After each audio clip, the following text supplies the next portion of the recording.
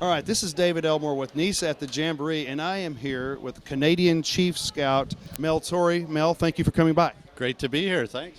I appreciate that. He's also an expert in robotics and all of the artificial intelligence and things like that that go with robotics. Mel, tell us a little bit about your experiences as a scout.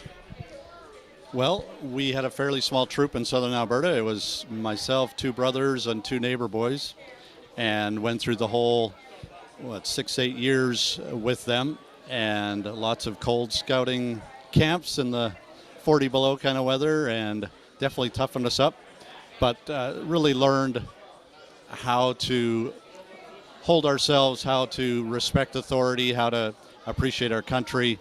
My grandfather served in the Korean War, and he was one of our scoutmasters, and it was just so important to him that we really have the respect for authority and just the neatness of our uniforms and just all the details. The attention to detail was just vital to him, and we just learned some amazing things and learned how to be tough in the wilderness. So, fantastic. Well, tell us a little bit about some of the exciting adventures that you've had as a scout. Oh boy, I think one of there's so many. Every summer we actually did a motorbike trip, and every summer required a trip to the hospital at those camps. So we can see why they've now outlawed these kind of motor trips.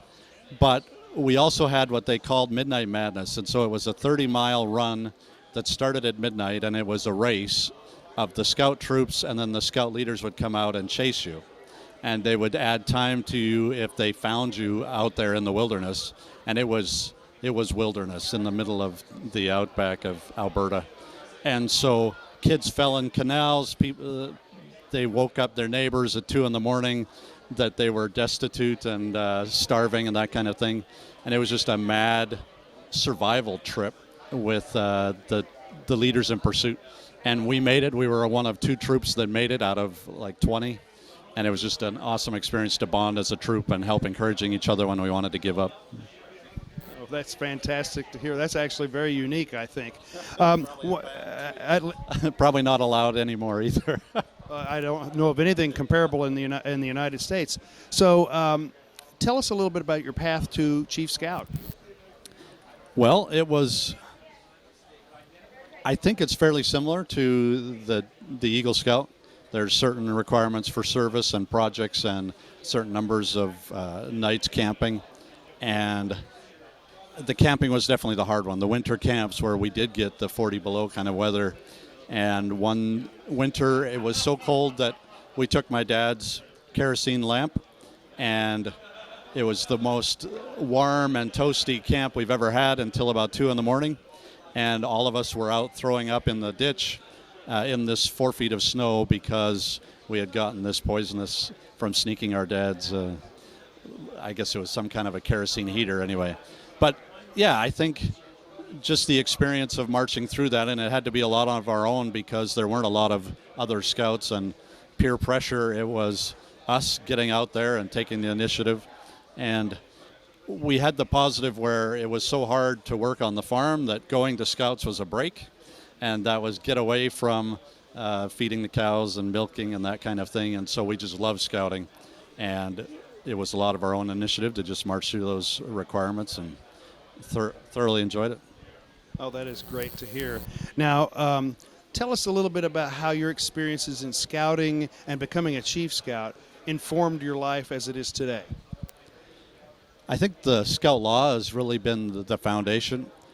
As I've learned and set up my own company and understanding how vital those kind of basic principles are to have as a baseline to guide all of your decisions.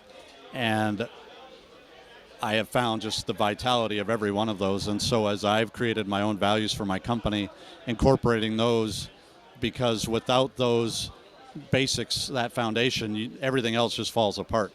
And so I think it's probably been the most pronounced in the company where I've felt like I have got to have these same kind of foundational guidelines for all of us to guide our decisions, to help us in our hiring, to help us in how do we reward, who do we reward, why do we reward, And so that Scout Law is really that foundation. Absolutely. I agree with you completely on that. So I'm going to shift gears here a little bit. So there's a young scout out there, and he's working towards his Eagle Scout, or in this case, the Chief Scout in Canada. What kind of advice can you give to him? Great question. I think you've got to find what your gifts are, and there's a lot of merit badges out there, and even if you don't have the right counselors, to really search for what are you passionate for, because this is fun, and it's not the drudgery that some who have to be bribed by their driver's license or something to get it, but you need to find those things in scouting that really light your fire, and they're there. And so do your own research and look through the book, find those merit badges that really light you up, and enjoy the journey. Wonderful. Now, I'm going to change that slightly and say, okay, I'm a brand new Eagle Scout or Chief Scout, and I'm thinking to myself, what's next? What kind of advice for them? Well, I think, for one, you don't deviate from the path that you've been on. So the same, whether it is more venturing and providing leadership for the next generation, or just those general habits and values and pursuits that you had in scouting, if you follow that same path and keep that same trajectory going, you can't help but be successful. So I'd say definitely don't deviate, don't slow down, figure out what that next thing is, and it may be STEM, and we're doing a lot with STEM right now, and it may be something with the college, or just becoming that volunteer to help that next generation. That's wonderful. One final question, which is for those young men and women out there, that are young boys and girls that are out there in the scouting programs, either here or in Canada, or even those that are just watching this video online, do you have any final bits of wisdom to give to them? Final bits of wisdom.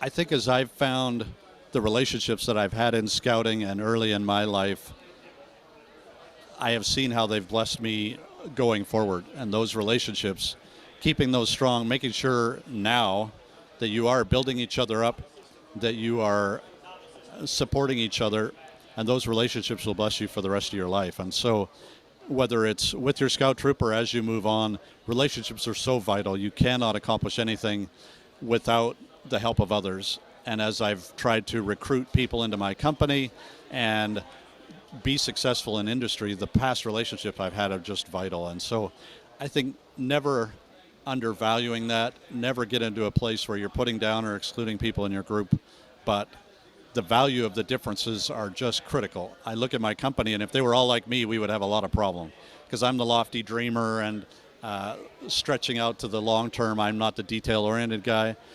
All of those differences are valuable, and so celebrate those. Don't ostracize and push those away just because they don't quite sync with you. Know that they're going to be bringing different perspectives to you and different value to you, and just build up and bless the lives of all of those around you. Thank you so much, Mel, for coming here. We appreciate you coming by and talking to us. Thank you for having me.